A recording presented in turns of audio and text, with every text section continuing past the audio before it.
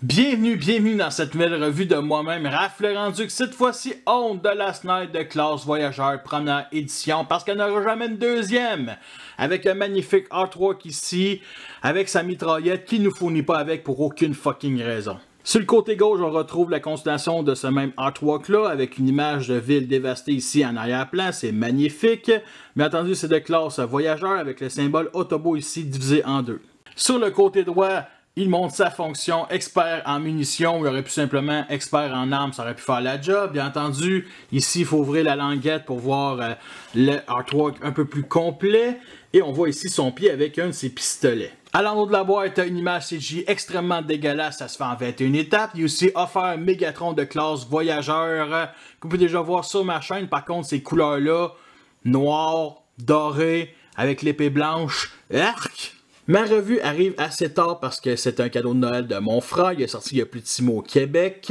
J'attendais aussi une revue d'un kit Dr. You vétéran qui vendait des nouveaux pieds, une mitrailleuse, un couteau, une boîte à l'arrière comme on a pu voir dans le film. Et mon ami Teftef l'a fait et il m'a pas assez convaincu, il m'a pas assez corrompu pour vraiment pour que je la jette parce que c'est un kit qui est un peu de la merde, on va se dire. Et j'aurais fait une double revue parce que moi j'aime ça faire des doubles revues tout simplement. Il y a aussi la version Takara qui vend avec une boîte, par contre elle coûte 100$, fait que je vais laisser ça même. À place, je me suis acheté pour 160$ d'armes pour mes figurines Chug. Justement, il revient avec un nouveau modèle alternatif, un genre de camion DCA 10 fois plus badass que celui de Age of Extinction. Justement, les fameux lance-missiles, on les voit à un moment donné une seconde dans le film, juste avant qu'ils fassent tout sauter quand ils arrivent dans le dépotoir au début. Justement, fait que le type de modèle, c'est une Mercedes Unimog Tactical véhicule. Donc, un genre de véhicule de transport allemand. Puis honnêtement, là, j'adore ce look-là.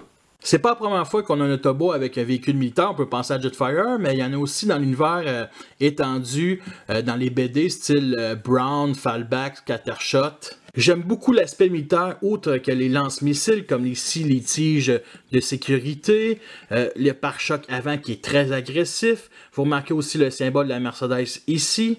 Alors pour les couleurs, on a du jaune ici sur chaque phare à l'avant, on a du bleu pour les vitres ici et ici, et sa couleur principale est un vert olive, et j'adore ce vert-là. On est loin du vert flash, admettons, de Crosshair, puis ce vert-là fait pas trop jouet, c'est ce qui me surprend le plus. Tu sais, je dirais pas que ça fait comme pièce de collection, mais ça fait pas jouet honnêtement, et j'adore ça. Et on a du beige ici pour le contour des pneus, comme vous pouvez constater. Et justement, vous remarquez aussi la différence entre les deux. Lui, il forme les pieds et lui, pas pantoute, fait qu'il y a une pièce de métal au milieu. Justement, il y a aussi une pièce de métal ici qui a été sert à pivoter l'épaule, le bras au complet. J'aime pas ça. En tout cas, je comprends pour la roue, mais ça, non. Et il n'y a rien, bien entendu, à l'arrière. Aucun phare peint, rien pantoute. Et sur les premières images qu'on a vues, il y avait une croix rouge juste devant les symboles de Decepticons et une ici sur le côté. Ça a l'air qu'ils ont abandonné le projet. On a aussi du noir et du gris plastique ici sur les armes. Et ce qui rend spécial cette figurine-là, ce sont tous les symboles de Decepticons ici avec une barre oblique qui est la même couleur que le vert olive du camion. Alors il y en a 8 sur chaque barre, donc 16. Et d'après moi, ça représente tous ceux que tu veux à la fin de Age of Extinction. Il y a énormément de détails, par contre, ça manque vraiment de couleurs un peu partout. Aucun souci de roulement. Voici le dessous, fait qu'il y a des pièces qui sont apparentes comme les pochettes et bien entendu le torse. Voici la batterie de DCA avec double canon aux extrémités comme vous pouvez constater. 2 Gatling Guns plus à l'intérieur un triple tube. J'aurais aimé ça 6 tubes, mais bon, on peut pas tout avoir dans la vie.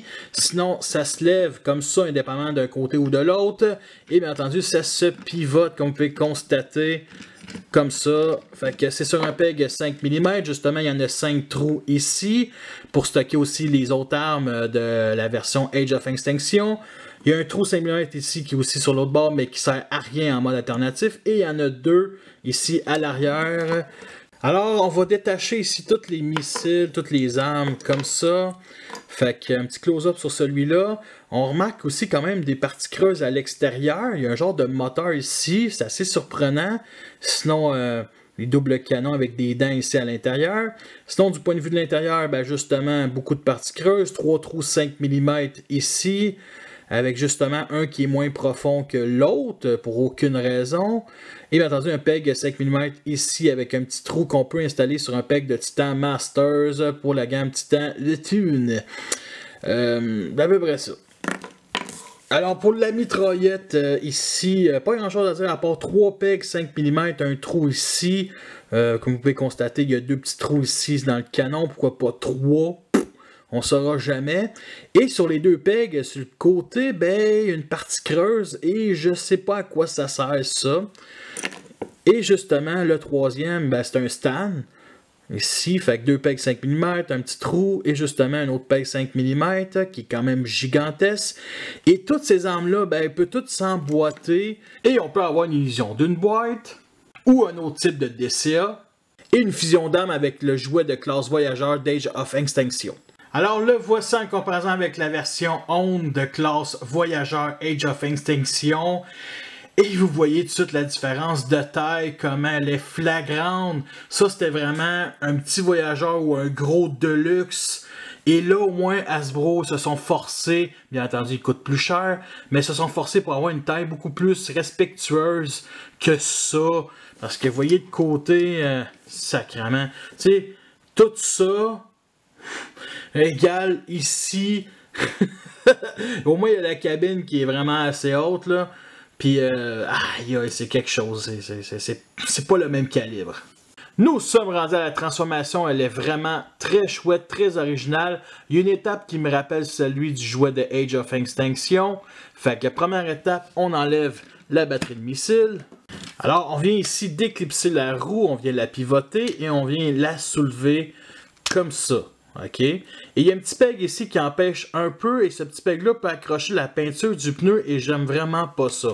Fait que l'autre bord, c'est la même affaire. On déclipse, voyons, on pivote et on soulève comme ça.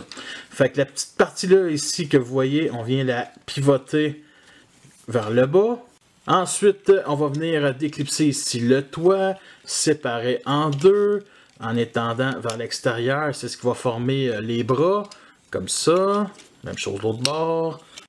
Et vous remarquez aussi le couteau de Hound Age of Extinction ici qui est plugué dans un des petits trous 3 mm pour mettre des stands Revoltech. Alors cette partie-là, on vient la replacer ici à sa place initiale. Alors pour ce qui est du bras, ici, on va venir sortir la main.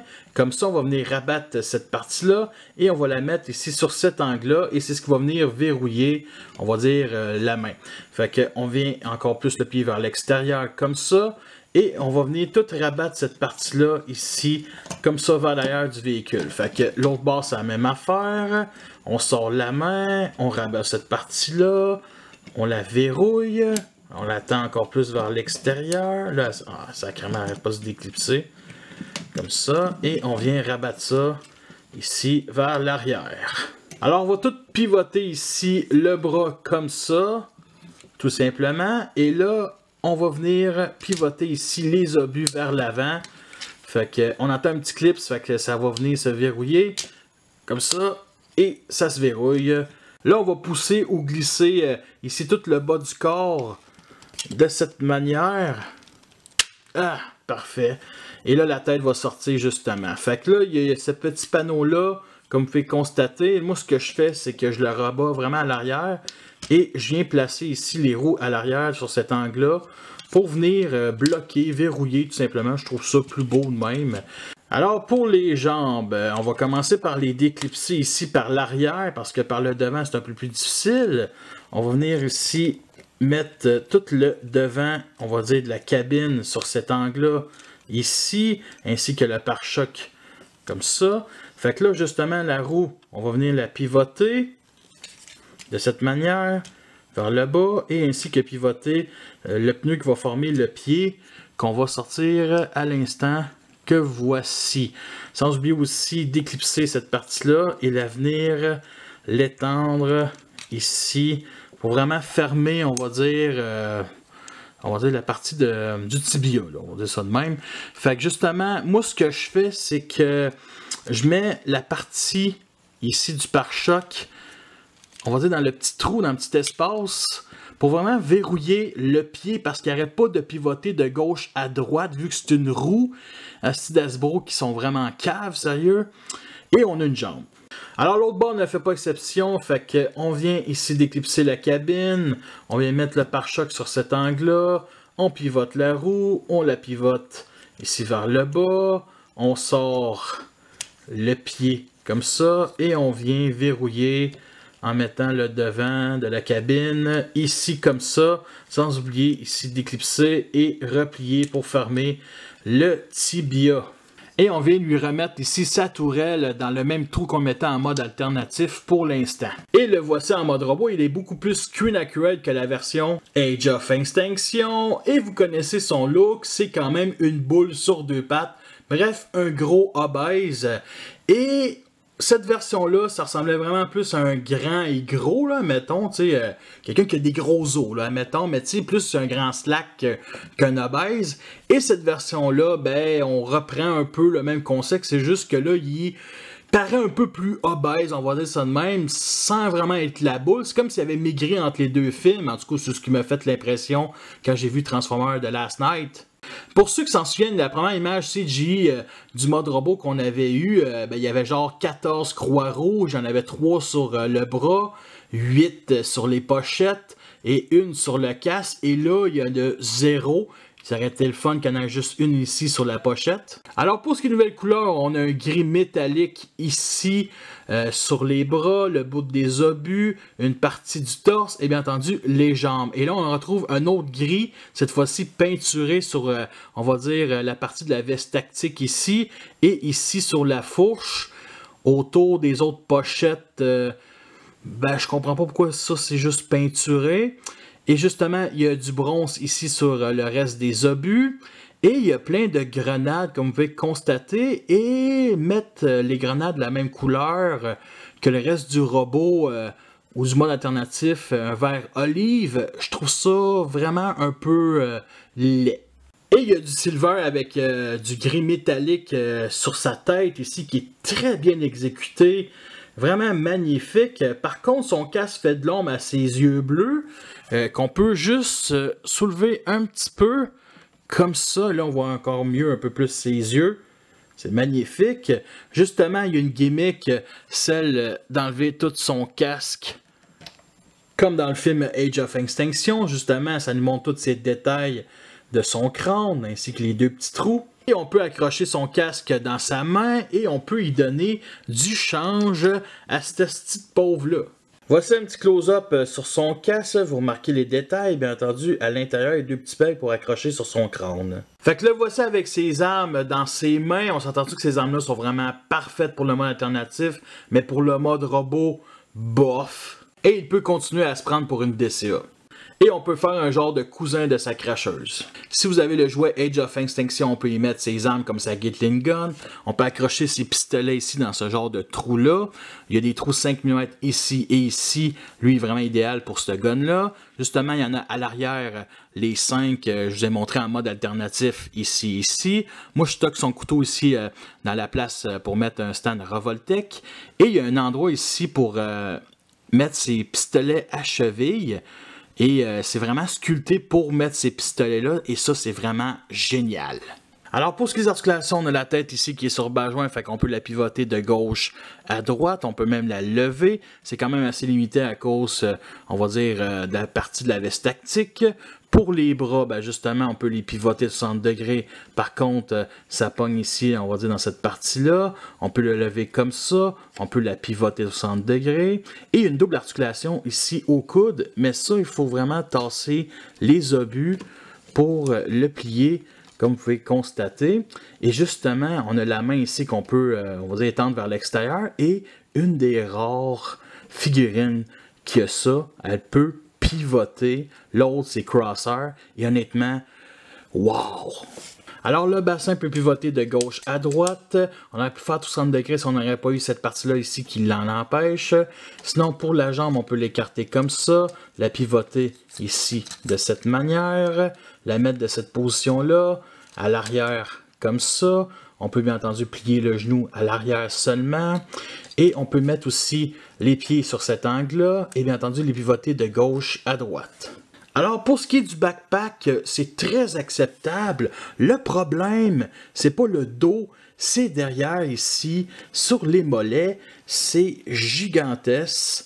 Mais on peut mettre ces pistolets ici, donc c'est un mal pour un bien.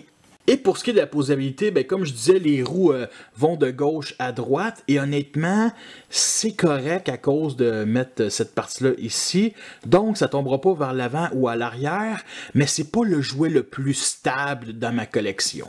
Voici le genre de pause qu'on peut faire avec cette figurine-là. Nous sommes rendus à la fin de cette revue. J'espère que vous l'avez appréciée. Vous avez vu les pour et les contre. C'est une figurine que je vous recommande. Elle est vraiment très chouette. C'est pas la meilleure figurine de classe voyageur de la gamme, mais je pense que c'est ma troisième préférée. Puis si Nitrozeus était mon coup de cœur, je pense que On n'est pas mon coup de cœur, mais je le trouve, je pense, un peu meilleur que Nitrozeus. Pour de vrai, là. En tout cas. Fait que côté prix, c'est bien entendu 40$ son prix initial. Moi, je l'ai payé en spécial 30. La qualité de plastique reste aussi égale que le reste de la gamme. Fait que c'était ma dernière revue de classe voyageur. Fait que merci à tous d'avoir écouté cette revue-là. La prochaine sera sur Cogman. Fait que sur ça, je vous laisse et à la prochaine.